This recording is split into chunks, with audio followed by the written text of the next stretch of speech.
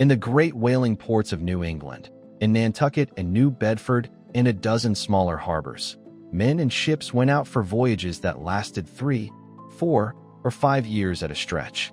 They sailed to the South Pacific, the Arctic, the Indian Ocean, and they came back with holds full of whale oil that lit the lamps of America and Europe. They were among the most skilled sailors and craftsmen the country ever produced, and the knowledge they carried was passed in the close world of the whaling families. Here is what most accounts skim over. The whaler's craft was an extraordinary combination of seamanship, manufacturing, and survival, all done from a wooden ship far from any port. Number 9 on this list was the skill that turned a captured whale into the cargo that paid for the voyage. Number 3 was the practice that kept men alive across years at sea. These 25 skills weren't lost because the whales ran out. They were lost because petroleum replaced whale oil and the industry collapsed in the late 19th century. Before we start, hit subscribe. Let us count down. Number 25. Reading the sea for whales. The whaler's first skill was finding the whales, and the lookout at the masthead spent hours scanning the horizon for the telltale spout. Captains learned the migration routes and seasons. Number 24. Lowering the boats from the ship. When a whale was sighted, the small whaleboats were lowered from the davits and the crews pulled hard toward the prey. The skill of lowering and rowing fast and quietly was essential. Number 23. The harpoon and the chase. First pattern break. The harpooners stood in the bow and threw the harpoon by hand, often into a whale much larger than the boat. The skill required strength, timing, and steady nerves, and the harpoon line led to the famous Nantucket sleigh ride across the open ocean. Number 22. The lance and the kill. After the whale had been struck and exhausted, the boat closed in and a sharp lance was driven into the vital organs. The skill of placing the killing blow was learned over many hunts. Number 21. Cutting in alongside the ship. Once the dead whale was brought back, the cutting in began. The crew worked from a stage rigged over the side, peeling off the blubber in long strips while sharks circled below. Number 20. Trying out the oil. The blubber strips were minced and fed into the trypots, large iron kettles on deck where they were rendered into the whale oil that filled the ship's barrels. Number 19. Navigating by sextant and star. Second pattern break. Without modern instruments, the whaler crossed entire oceans by sextant, chronometer, and the stars. The captain took daily noon sights to fix position, and the navigation was an exacting craft. Number 18. Reading the weather at sea. The whaler learned to read the sky, the swells, and the barometer for the coming storms that could shatter a wooden ship. The skill of seeing weather in advance and preparing the ship was constant. Number 17. Sail handling in all conditions. The crew worked the sails through every kind of weather, climbing the rigging in storms to reef the canvas. The skill of running a square-rigged sailing ship was learned the hard way. Number 16. The ship's carpenter and the daily repairs.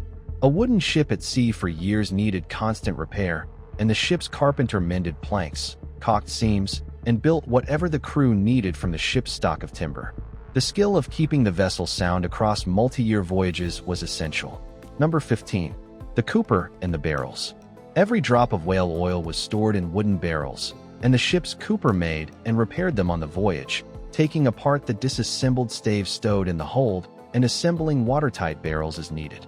Number 14. Salt beef and ship's biscuit. Third pattern break. The crew ate salt beef from barrels and ship's biscuit, hardtack baked dry enough to keep for years.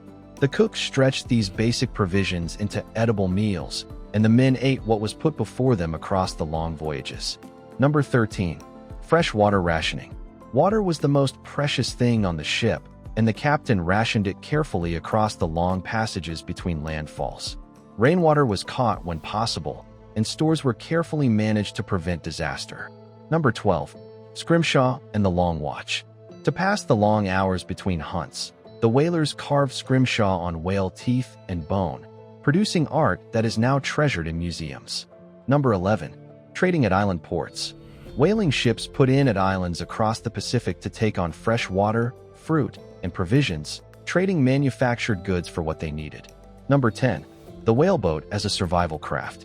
When the ship was lost, the whaleboats became survival craft, and crews sometimes rowed and sailed thousands of miles to safety.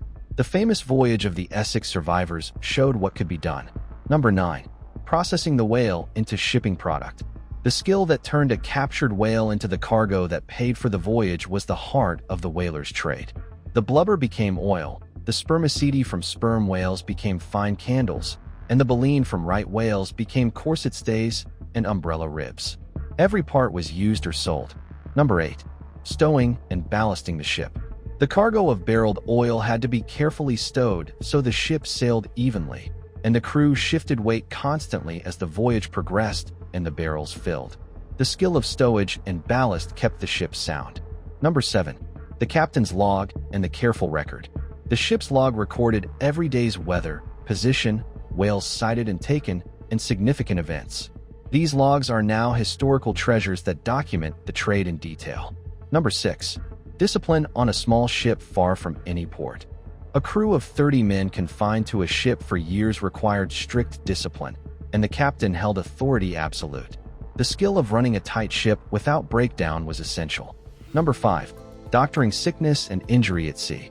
Far from any doctor, the captain and the more experienced hands treated illness and injury with the limited medical knowledge of the era. Many men died on whaling voyages, but the practical home medicine saved many more. Number 4. The long absence from family. Whalers were away from their families for years, and the families left behind, especially the wives, ran the households and businesses in their absence. The skill of sustaining a marriage across multi-year separations was a deep human competence on both sides. Number 3. The endurance of years at sea.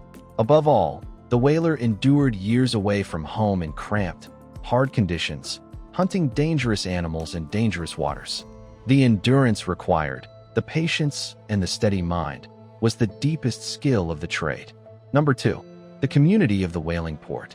The whaling towns of New England were tight communities bound by shared experience, and the families, the shops, the churches, and the docks worked together in a complete economy built around the long voyages.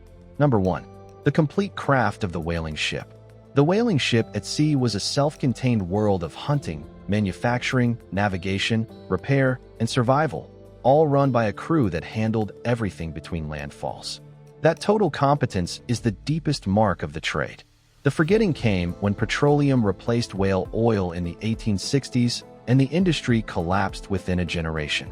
The skills dissolved into history, surviving now only in museums, in the records of the trade, and in the scrimshaw that fills the parlors of New England. Here is your challenge. Pick one, just one. Read a whaling captain's journal. Visit a whaling museum if one is near you. Learn one not the sailors used. Tell me in the comments which one you'll try, and tell me if your family came from a whaling port. That knowledge did not die. It just went quiet. It is time to start listening again.